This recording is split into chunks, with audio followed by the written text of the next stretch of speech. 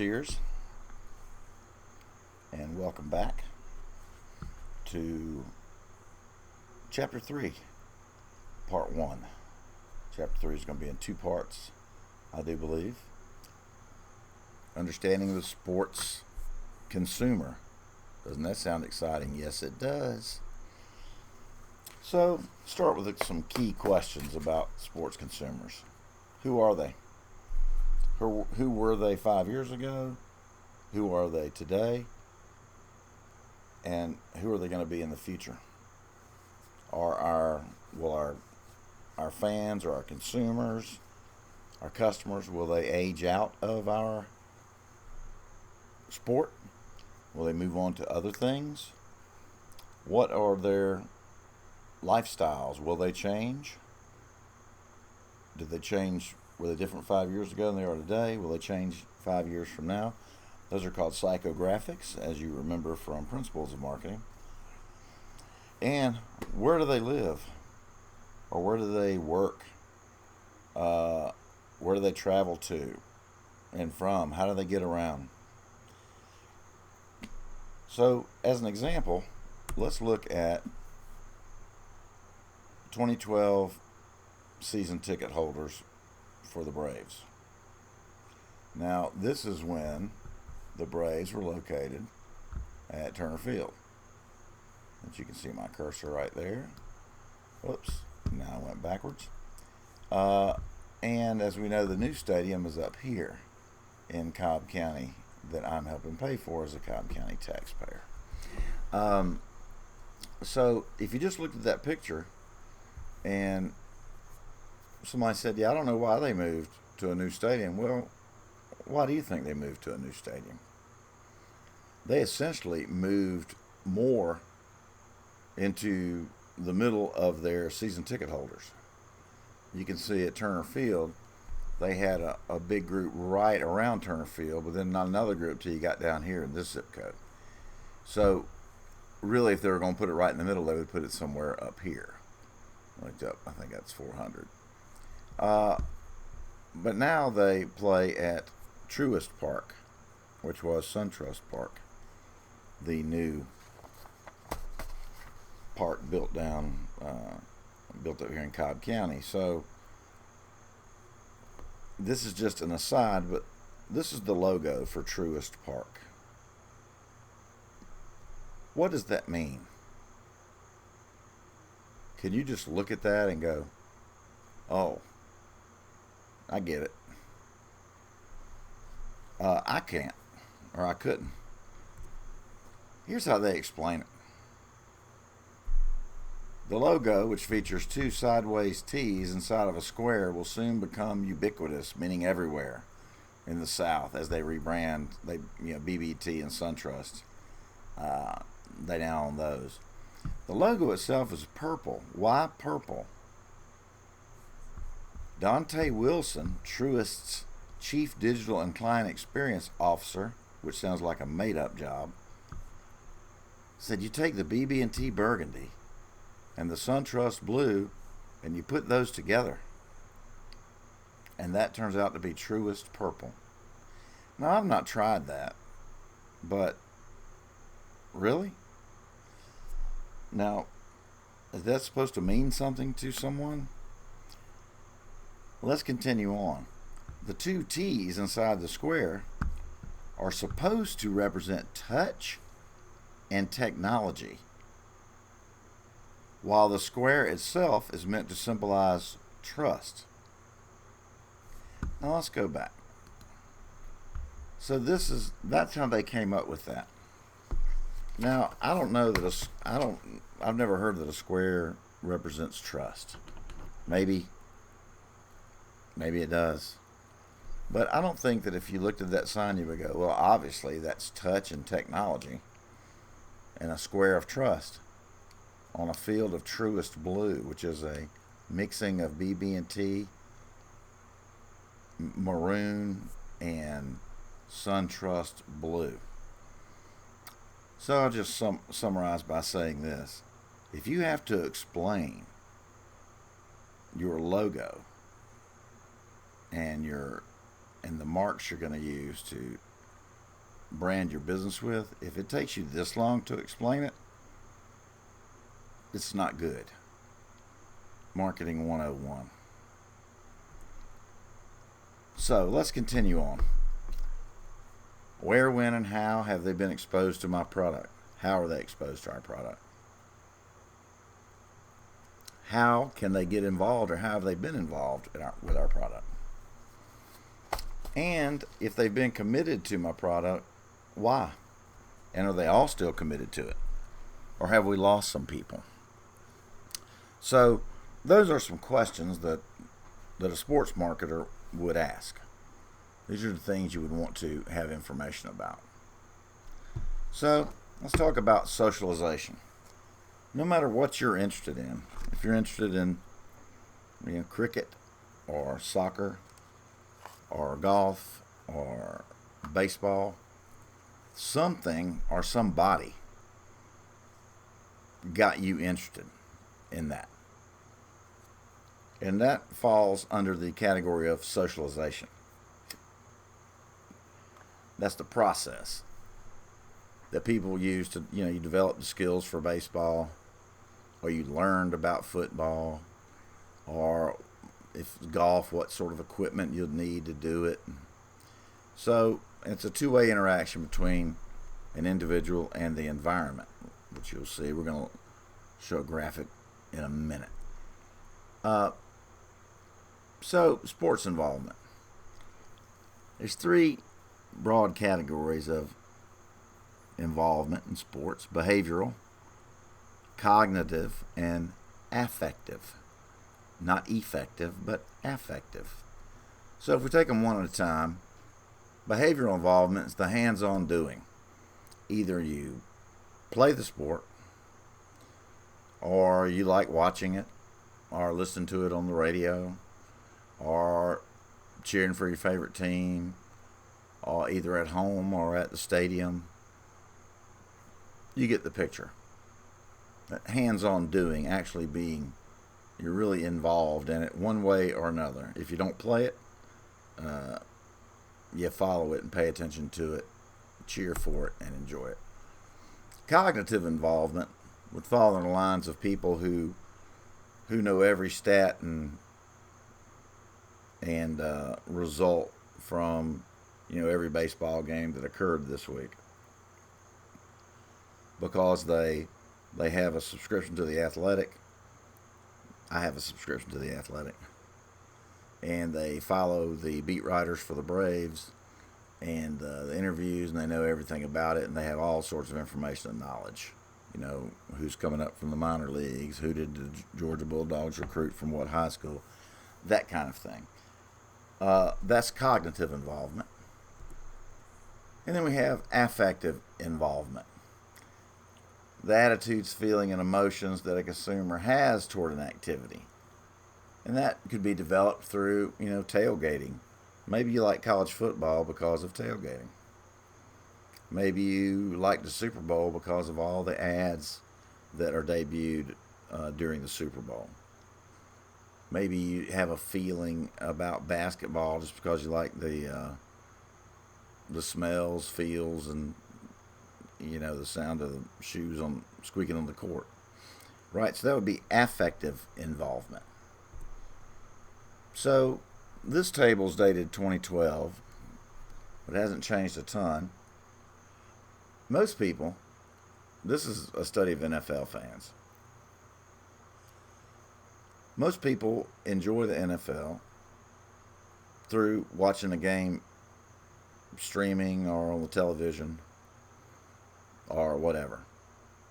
Some people watch, Red Zone, other NFL info, talking about it with friends. You see it works its way on down. Fantasy football is in there, which hopefully we're going to get to play this semester. And you see way down at the bottom is attending an NFL game. So if you just concentrated your marketing efforts on what's happening in Mercedes-Benz Stadium while people are at Falcons games, you're missing a whole bunch of fans, right, that don't enjoy the games those ways, either because they work or it's too expensive, they don't have the time, whatever reason. Most people are enjoying NFL through other media, and it's the same way for most sports. Only whatever, maybe 80, 90,000 people can fit in a stadium. But, the Super Bowl or the AFC Championship game or SEC Championship game is watched by hundreds of thousands or millions of people. So let's talk about the concept of commitment. And then I'm going to work trust in there as well. You can see this paper that's cited at the bottom by Shelby Hunt and Morgan from 1994. You can always tell the paper's been, it's kind of a seminal paper or very well-used paper or theory. This paper's been cited when I cut and pasted this on there over 25,000 times. That's a lot for an academic paper. So in that paper, they studied the relationship between commitment of a customer and the trust that customer has in that firm. So you can see the authors of this text talk about commitment as the frequency, duration, intensity of involvement in a sport, or the willingness to spend money, time, effort, and regular involvement in a sport. Letting it break your heart every week when somebody loses at the last minute. And it's an important concept. And what Morgan and Hunt found was that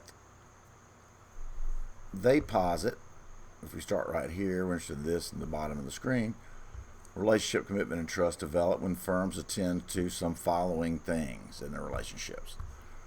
They provide resources, opportunities, and benefits that are superior to the offerings of alternative partners. Okay? You can get something out of your fandom for the Braves that you can't get somewhere else. Maintaining high standards of corporate values and aligning oneself with partners having similar values.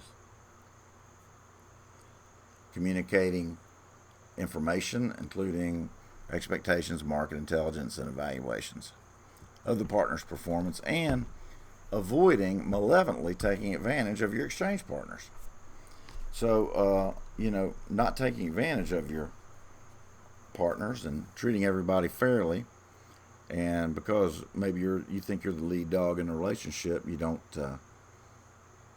on purpose, malevolently take advantage of your partner. So if you do those things, you can build up a trust with your exchange partners, whoever they are. They can be your advertisers, they can be your ticket buyers, and you can have a good relationship with them and a profitable relationship if you follow those ideas. So researchers have segmented sports consumers based on their level of involvement and their level of commitment. So it's a continual thing. You don't just do market research and go, well, that's good, we'll go visit that in 10 years. It changes all the time. And they're always doing research. So what has that, turned out? So we grouped them into two. Checking my time. Environmental factors, which are external, and individual factors, which are internal. Right? So if you're thinking of a SWOT analysis, you would have strengths and weaknesses, which would be internal, and opportunities and threats, which would be external. So this figure is in the textbook, and we may come back to it, but I'm going to talk about it outside of this picture. But you can see right below the center rectangle, this is the classic marketing. You learned in Principles of Marketing, the consumer purchase funnel, or the consumer purchase steps, where you have a need and you end up making a purchase or not making a purchase, then evaluating. That's at the center of it. Then we have environmental and individual differences. So let's look at those. So environmental factors. your family, your friends, maybe your coaches if you play a sport, your significant other, your boyfriend, girlfriend, husband, wife. Right? Those are significant factors as to how involved or committed someone is to being a sports customer.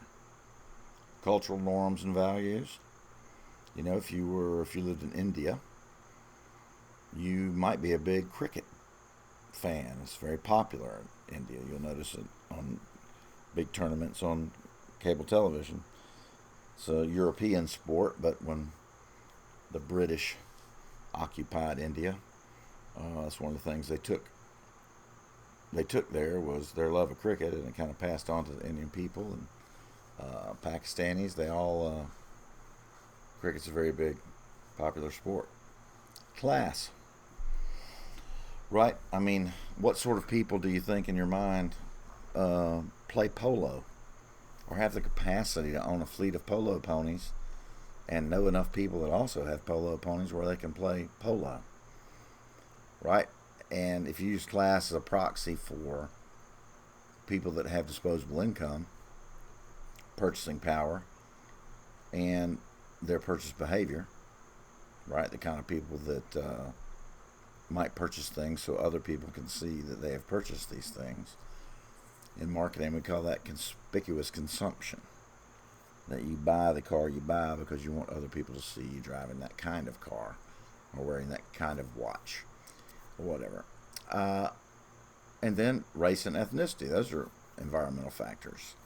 Hispanic population in Atlanta, we had a group do some market research on them that because they figured that would be a large group of people that would be interested in professional soccer for the Five Stripes. And a group of students from Dalton participated in that, and we came in second place. It's pretty good. But anyway, so those are some environmental factors, some outside factors. Some more environmental factors. Gender and sexuality. In the book, on page 66, they list a few bullet points that men were more emotionally involved in viewing. Right? They might rant and rave and throw stuff around the room. Men were more engaged in pre-game rituals to pump up for a game. Women were more likely to watch sport because other people were doing it. Maybe it was an event. And they were more likely to work while they watched, do other things. So those affect your commitment. Culture in the global marketplace. I've listed Asia and the NBA on there, and U.S. and soccer. Soccer's eminently more popular in Europe and in Mexico down to South America than it is in the U.S. at this moment. But of course, it's growing in popularity. MLS is doing great, making lots of money, and the NBA is super popular in Asia, which is the reason I remember last year when people were calling on the NBA to express their displeasure and the way the Chinese were treating a minority population in our country called the Uyghurs. And a lot of people in the NBA didn't want to come out and say anything about it because that's a big source of money for them, for jerseys and a lot of fans in China. And then the market behavior of sport firms. So I'm going to give you an example. I'll do a fake announcer voice like you're at a Hawks game. Your Atlanta Hawks. So this is just a recent article about the Hawks and how they rehab basketball courts to teach kids about teamwork. Now, what does that do if a company exists only to, or a corporation exists only to make a profit, right? That's their main goal, and that is true. Corporations exist to make a profit. Then why would the Atlanta Hawks basketball club, participate in this type of thing? Well, uh, people like to see, your team doing right by the community and how you behave. And so you'll see teams doing this, visiting children in hospitals and things like that. It shows they're a good part of the community, and it kind of knocks down those walls for people who want to be a fan and they're thinking about it, but they decide, well, maybe I'll wait. Maybe I'll wait and just see how they act. So it knocks down some of those walls. But anyway, so that's where we're going to stop for part one, and we're going to pick up with individual factors on part two, and that will be coming your way shortly.